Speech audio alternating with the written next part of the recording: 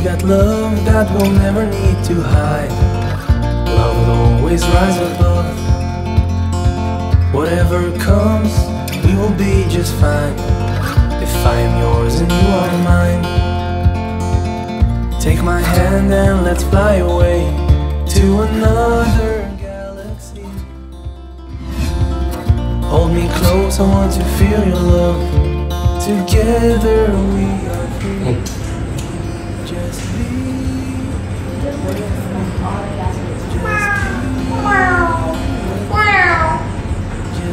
Sih nggak ada language sendiri nggak sih? Nah, mereka ngomong kayak aku mau pulang. Do they actually say that?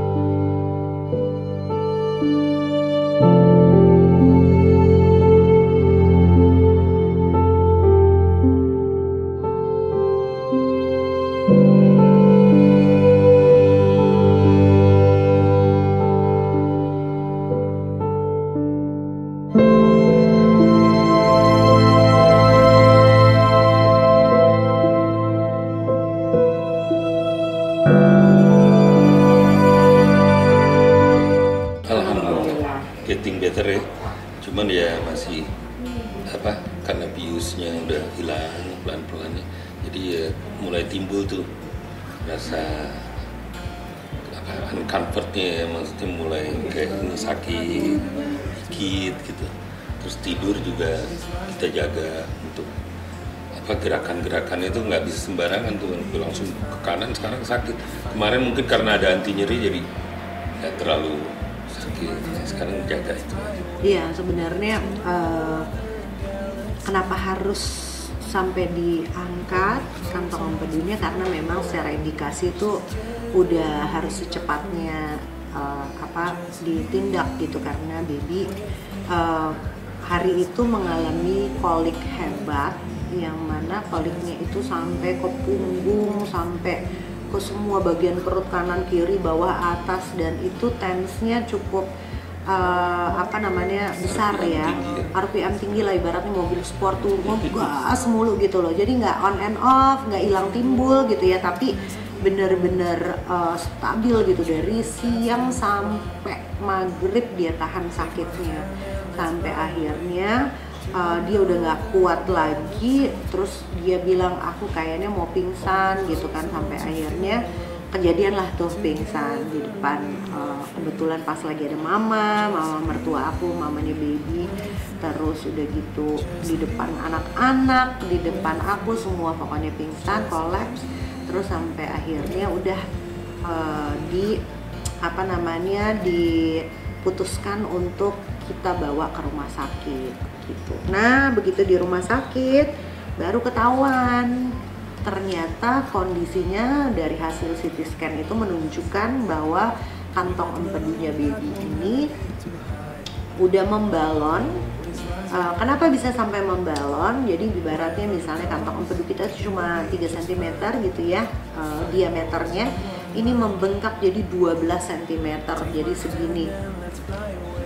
Kenapa begitu? Karena di ujung saluran sini ada batu kecil gallstone atau batu empedu yang menyumbat, sehingga tugasnya dia yang menyimpan cairan empedu untuk menyemprot ke seluruh saluran darah gitu ya, nggak bisa dia lakuin karena mampet, buntut gitu loh, nggak bisa keluar. Makanya dia dari gini kecil bengkak sampai gini.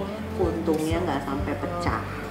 Kalau sampai pecah, infeksinya itu bisa menyebar kemana-mana, dan akhirnya ini nggak bisa kita tunda lagi, jadi harus segera diangkat karena ya memang urgent gitu. Nah ternyata setelah dibelek, inilah pemirsa hasilnya anak-anaknya baby ya. Ini anak kembarnya yang pertama Syabila, yang kedua Luisa, gendut-gendut ya pemirsa, sehat, gendut sekali. Nah yang paling kecil namanya Bambang. Paling bandel nih. Ini paling bandel, kayak Bambang beneran sukannya, loncat-loncat, jungkir balik, manjat-manjat. Dia juga gitu sampai akhirnya dia manjat ke saluran dan dia nggak ngasih stay di situ. Kalau Syabila sama Luisa ini dia berantem lulu, jadi digoyang-goyang di kantong empedunya. Itu yang bikin dia kolik, baby kolik hebat. Kalau recovery, alhamdulillah kemarin abis setelah operasi, obat bius kan masih bekerja banyak. Kalau rasa sakitnya mungkin nggak terlalu berasa karena masih ada efek obat bius. Nah hari kedua recovery kemarin udah bisa jalan baby, dokternya sampai kaget loh, kamu udah bisa jalan gitu kan. Alhamdulillah karena recovery tiap orang kan beda-beda, individualis. Jadi udah mobilitas, sudah segala macam. Cuma paling sholat aja pas pada saat sujud harus duduk sambil duduk karena kan ketekan loh. Bekas laparoskopinya itu kalau sujud itu kan menekuk gitu loh. Jadi dokter bilang, Mas Baby pokoknya lihat aja mobilitas mana yang bisa dilakukan. Kalau enggak jangan dipaksa ya gitu. Jadi begitu dia nyobain sholat, mau sujud langsung, aduh ternyata sakit. Tidur, mau balik kiri, oh ternyata masih sakit nih, pindah posisi.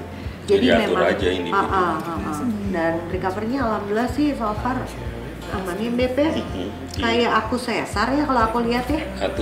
Natural, paling seminggu sekali dia udah harus kontrol ya, lihat jahitan, terus ngeliat perkembangan progresnya udah gimana, terus sama harus cleaning dulu, jaga makan karena badannya lagi adjust nih, baru kehilangan salah satu teamworknya kan, salah satu organnya, jadi badannya harus adjust dulu dengan makan makanan yang bersih.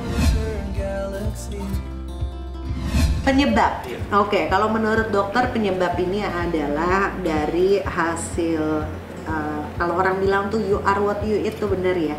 Jadi kebiasaan habit makan kita tuh dari zaman dulu 10 tahun kita kalau mundur ke belakang nih, baby dari sebelum nikah masih zaman pacaran, memang dia tuh udah seneng banget makan, udah seneng kulineran.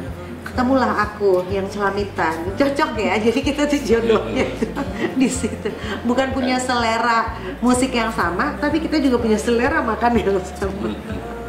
Nah, jadi kebiasaan makan atau habit makan ini yang akhirnya pelan-pelan lemak berlebih ini berubah menjadi gallstone atau batu. Lemak kolesterol. Jadi kalau liver itu berfungsi untuk memecah lemak, dia taruh kantong empedu, gue titip nih baby hari ini makan lemaknya banyak. Bayangin nggak dari 10 tahun atau 15 tahun yang lalu dengan habit makan yang over, otomatis batunya itu makin banyak. Batu mau kecil mau gede makin berkembang makin banyak, dari mulai pasir tadinya, tapi kan multiple nih, banyak lebih dari satu. Akhirnya dari pasir naik jadi 0, sekian milimeter, naik sampai akhirnya segede gini gitu. Nah ini tuh sebenarnya buah hasil karyanya selama belasan tahun lah dengan habit makan.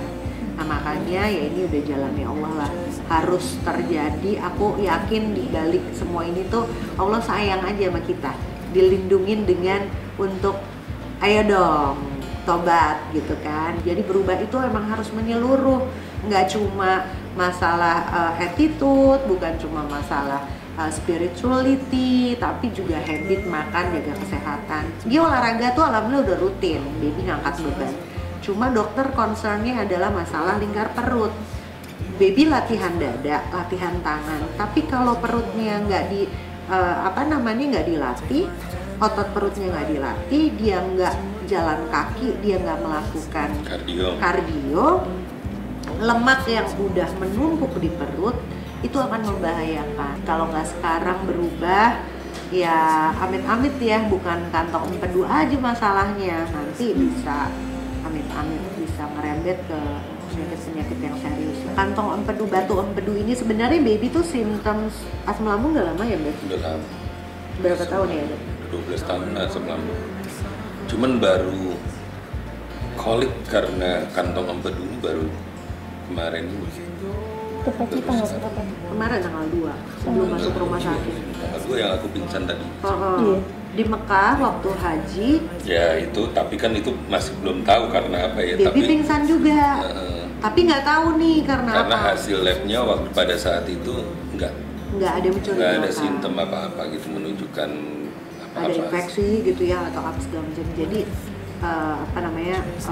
Ya itu dia paling penting adalah kalau kita udah pingsan ya, nahan sesuatu hal yang pingsan tuh harusnya kita waktu itu Ya mestinya bisa dicari tahu. kita lah. bisa cari tahu. General check up kenapa General nih? check up, gitu. kenapa yuk cari tahu yuk Beb gitu, kenapa ya kamu pingsan gitu. Cuma waktu itu karena udah hilang gejalanya lupa. Nah itu makanya pelajarannya buat kita semua, kita harus sering follow up sinyal-sinyal yang dikirim ke badan kita, entah itu pusing berulang kek atau apa namanya sakit-sakit yang berulang-berulang, itu sebenarnya badan kita lagi ngasih tahu kita gitu lah, ada yang nggak benar. Kalau recovery alhamdulillah kemarin habis setelah operasi obat bius kan masih ini ya, masih bekerja banyak. Kalau rasa sakitnya mungkin nggak terlalu berasa karena masih ada efek obat bius. Nah hari kedua recovery kemarin udah bisa jalan baby, dokternya sampai kaget loh, kamu udah bisa jalan gitu kan. Alhamdulillah karena recovery tiap orang kan beda-beda individualis. Jadi udah mobilitas, sudah segala macam. Cuma paling sholat aja pas pada saat sujud harus duduk.